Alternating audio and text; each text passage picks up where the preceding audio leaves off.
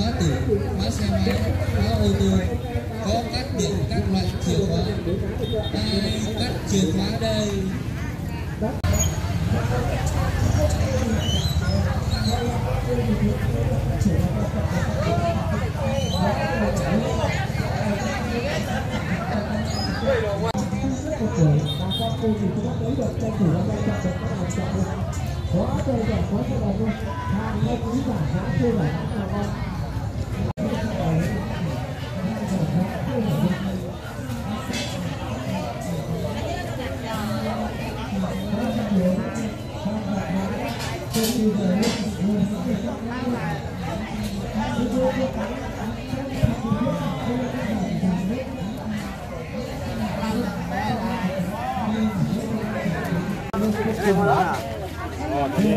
Cái này giờ thì cần được không bắt đầu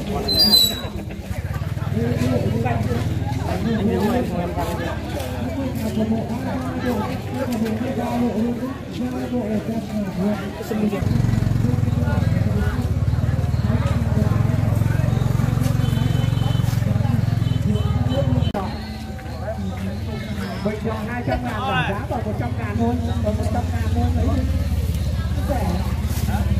Làm gì có cái cặp nào mà nó thế nữa đâu.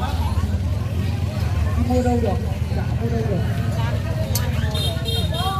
Đấy, cho nên là nữa có chuyển khoản. Hả? Có bạn chia sẻ không? ôi rẻ quá. Có bạn đây rồi. To này.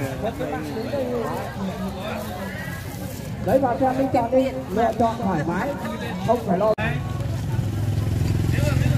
lấy đi, lấy cái mặt đi. Dài về cắt bớt. Hơn thiệt phim. Về cắt bớt. Để video đó. Thấp thì cố lại thôi. Thế ai lấy được cái tủ này có bán như nào không? Nào lấy được cá vô đây. Ai mua bọc có. Cho lấy cái này, hai món này nhá. Ai mua nước mắm. Này 30.000.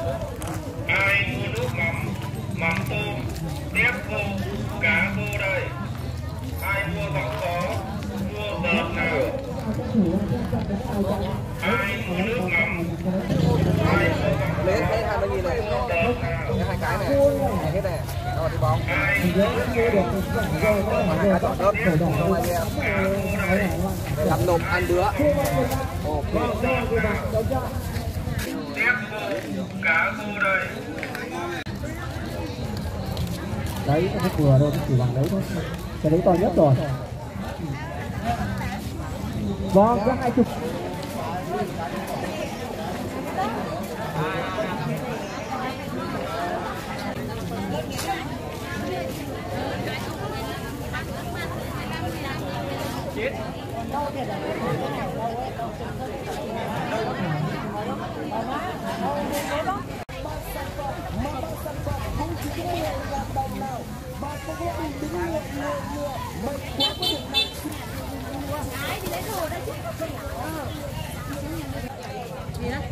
Tiền đi.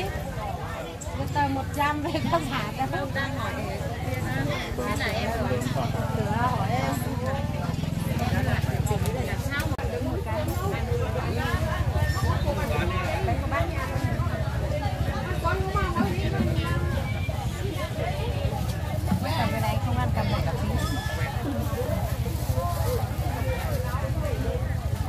Đưa nấu có ma mới ra.